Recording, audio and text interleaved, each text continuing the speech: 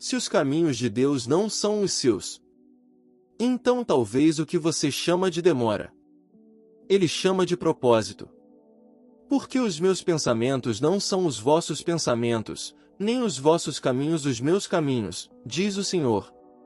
Isaías 55 verso 8. E eu preciso te fazer uma pergunta agora.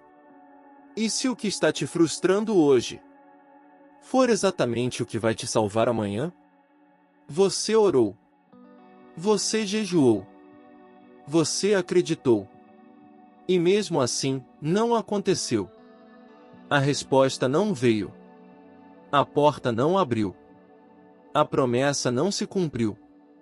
E lá no fundo, você pensou algo que quase ninguém tem coragem de admitir. Deus, por quê? Talvez você nunca tenha dito em voz alta, mas sentiu. E o mais perigoso não é a demora. É o que a demora começa a fazer dentro de você. Ela sussurra. Talvez não seja para você. Talvez você não seja escolhido. Talvez Deus esteja te ignorando. Mas existe um motivo invisível acontecendo agora. Algo que você ainda não consegue enxergar. E no dia certo, você vai entender. E quando entender, vai chorar de gratidão. Existe um tipo de dor que não faz barulho. É a dor de esperar. Você vê outras pessoas avançando, casando, prosperando, vivendo promessas. E você? Parece que está no mesmo lugar.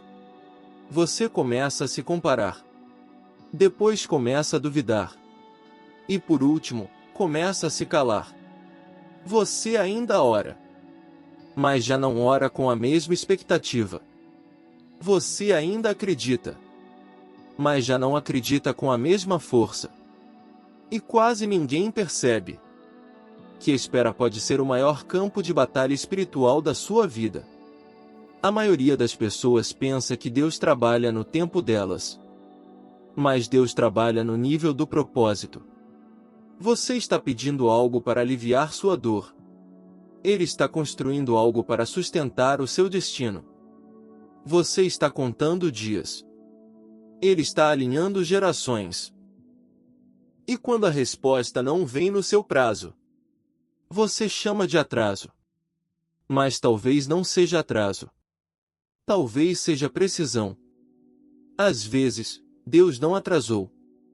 Ele estava te treinando. Você queria a bênção, mas ainda precisava de estrutura emocional. Você queria a porta aberta, mas ainda precisava de maturidade para atravessar sem se perder. Se tivesse acontecido antes, talvez você teria sabotado. Se tivesse chegado antes, talvez teria destruído algo precioso por imaturidade. A espera desenvolveu em você paciência, discernimento, dependência de Deus.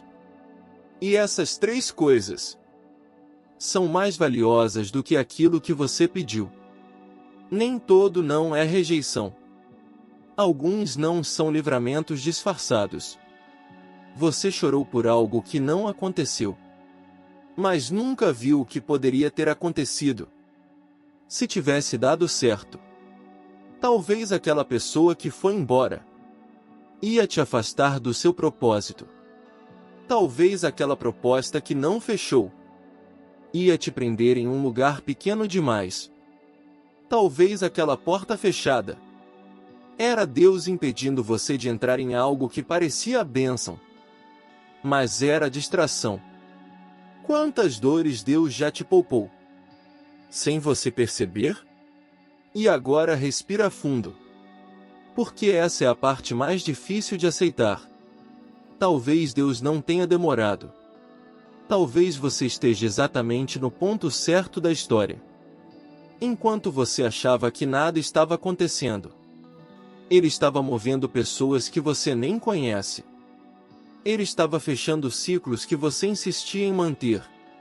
Ele estava preparando um cenário que exigia um tempo perfeito. Você via silêncio, Ele via sincronização. Você via vazio. Ele via construção invisível. E no dia em que acontecer, você vai perceber. Se tivesse sido antes, não teria sido melhor. Teria sido incompleto.